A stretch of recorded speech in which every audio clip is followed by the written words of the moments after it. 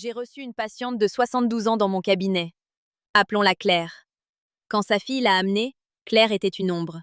Elle ne finissait plus ses phrases. Elle errait dans son appartement. Elle avait ce regard vide, déconnecté, que l'on associe trop vite à la démence sénile.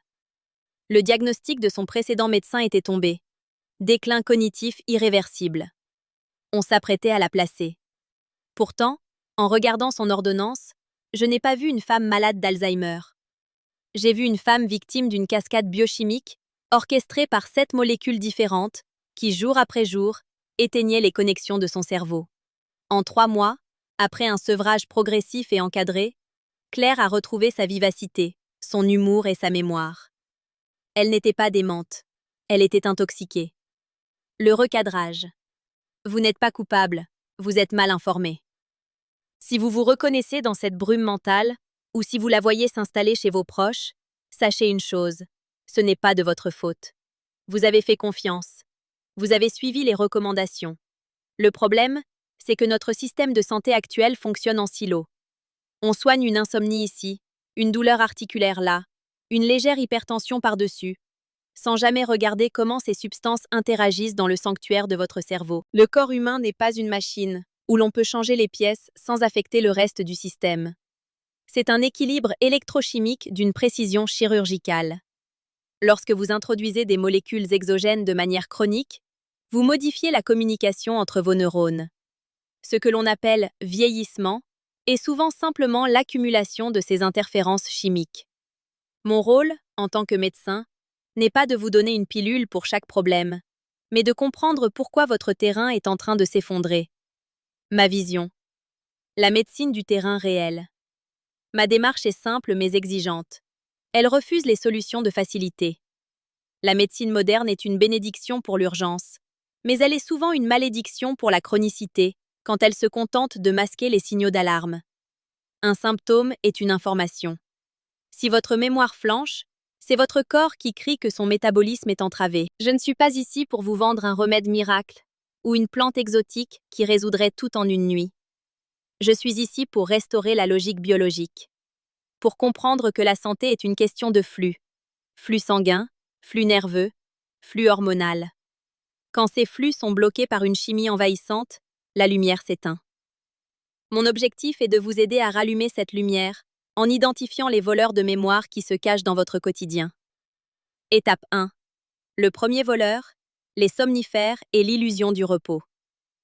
Commençons par le coupable le plus fréquent, les benzodiazépines et les hypnotiques apparentés. On vous les prescrit pour aider à dormir. Mais la vérité scientifique est brutale. Ces médicaments ne produisent pas un sommeil naturel.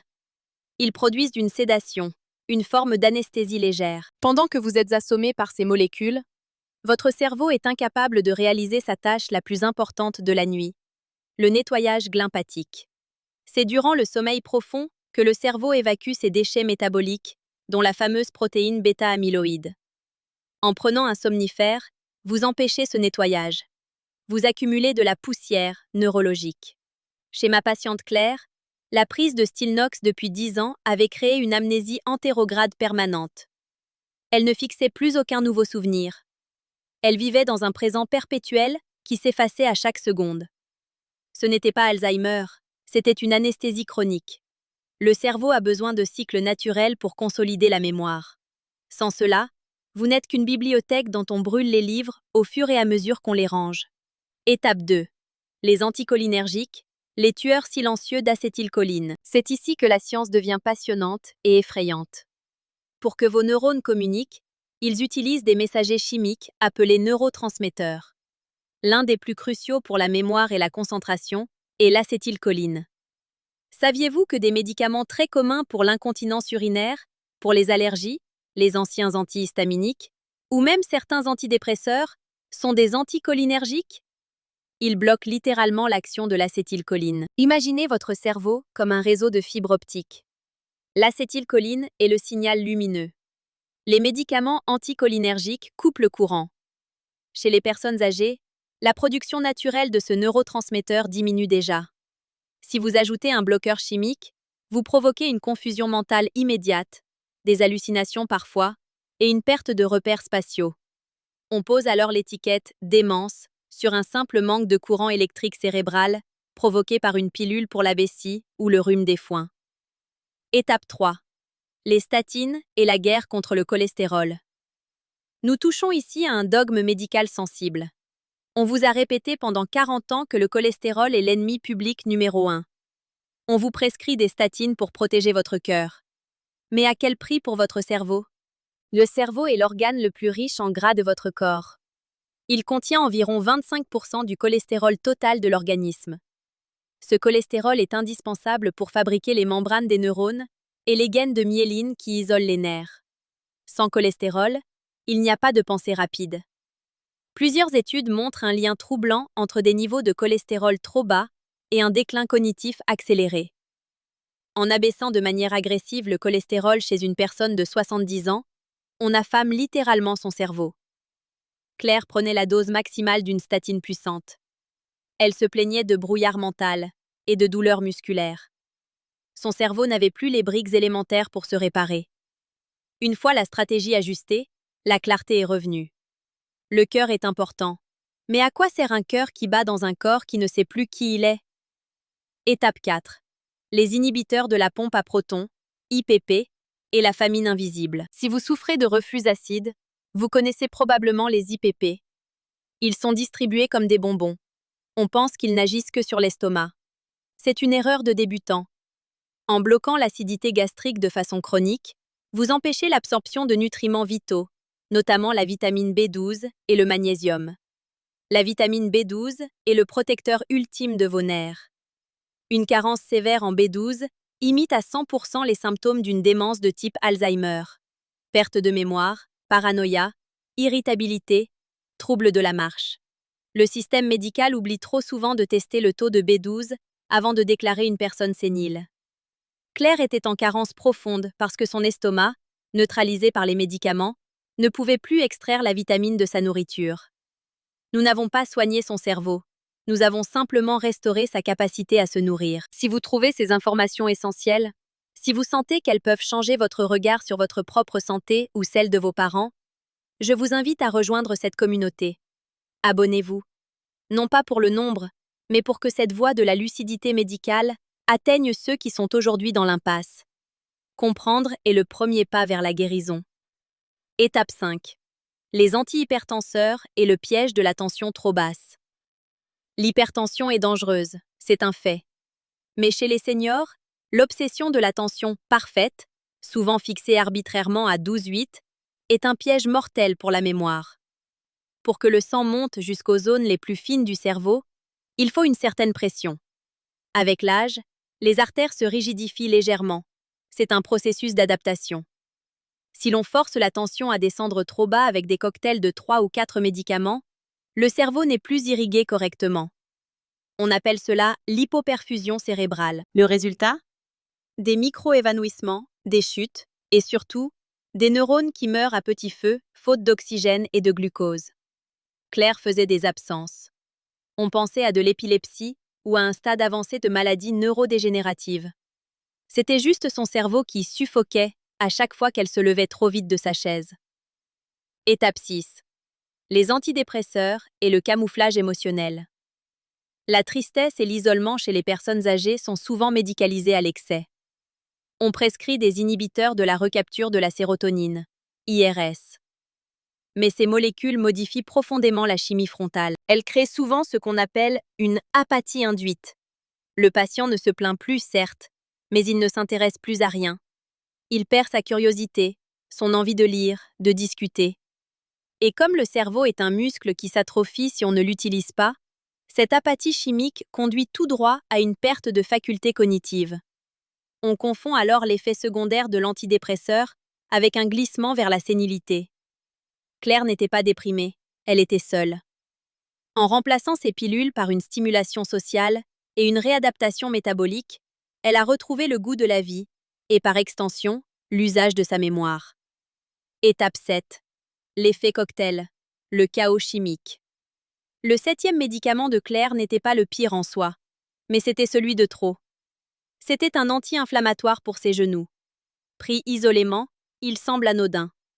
Mais ajouté aux 6 autres, il a fini de saturer ses capacités de détoxification hépatique et rénale. Lorsque vous prenez plus de 5 médicaments par jour, ce qu'on appelle la polypathologie ou polymédication, aucun médecin au monde ne peut prédire avec certitude les interactions dans votre corps.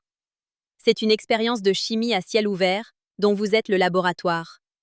Le foie, surchargé, laisse passer des métabolites toxiques dans le sang.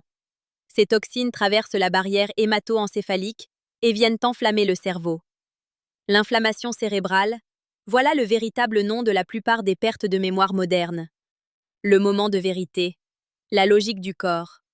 Ce que vous devez comprendre, c'est que votre corps ne fait jamais d'erreur par méchanceté. Il s'adapte. Si votre mémoire flanche sous traitement, c'est que votre cerveau débranche les fonctions non essentielles pour survivre à l'agression chimique. La perte de mémoire n'est pas toujours le signe d'une dégénérescence des tissus. C'est souvent un signe de saturation. C'est un système d'exploitation qui rame parce qu'il y a trop de logiciels malveillants qui tournent en arrière-plan. La clarté brute est celle-ci. Nous sommes en train de créer une génération de faux malades d'Alzheimer par ignorance des processus de détoxification et d'interaction médicamenteuse. Le cerveau est plastique. Même à 72 ans, même à 85 ans, il peut se régénérer si on lui redonne de l'oxygène, des nutriments et qu'on cesse de l'asphyxier. La libération vient de la compréhension que vous n'êtes pas forcément en train de perdre la tête. Vous êtes peut-être simplement en train de subir les conséquences d'un système qui traite les symptômes sans jamais regarder la cause. Piste d'action. Reprendre le contrôle de manière responsable. Attention, mon discours n'est pas une incitation à jeter vos boîtes de médicaments à la poubelle dès demain matin. Ce serait dangereux et irresponsable. La biologie déteste les chocs brutaux. Voici les axes de réflexion sérieux que vous devez mener. Le bilan de médication. Prenez tous vos traitements, y compris ceux sans ordonnance, et allez voir votre médecin ou un gériatre spécialisé. Posez une seule question. Lequel de ces produits peut affecter ma cognition? La règle du moins c'est mieux. Demandez si des alternatives non médicamenteuses existent pour votre sommeil, votre digestion ou vos douleurs légères. La nutrition, la gestion du stress et le mouvement sont des médicaments puissants. La surveillance des nutriments.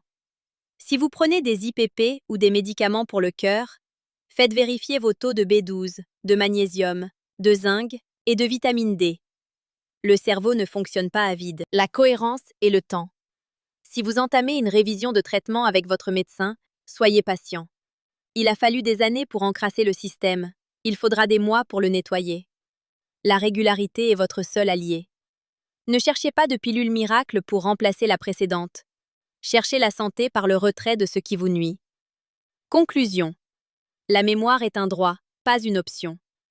L'erreur principale de notre époque est de croire que la déchéance mentale est le prix à payer pour vivre longtemps. C'est faux. La compréhension clé que je veux que vous gardiez aujourd'hui est que votre cerveau est un organe métabolique. Il dépend de ce que vous mangez, de comment vous respirez, mais surtout de la pureté de son environnement chimique. Claire a retrouvé sa vie parce que sa famille a osé poser des questions. Elle a retrouvé sa mémoire parce qu'on a arrêté de lui voler ses neurotransmetteurs. Elle n'était pas au bout du chemin. Elle était juste dans un tunnel chimique. Reprenez une posture de contrôle lucide. Votre esprit est votre bien le plus précieux. Ne le laissez pas se dissoudre dans l'indifférence d'une ordonnance trop longue. La vieillesse n'est pas une maladie, mais la surmédication en est une. Si vous souhaitez continuer à explorer ces vérités médicales souvent passées sous silence, restez connectés. Nous aborderons bientôt les mécanismes cachés de l'inflammation chronique. D'ici là, prenez soin de votre terrain, soyez exigeants avec votre santé, et n'oubliez jamais, votre corps sait ce qu'il fait.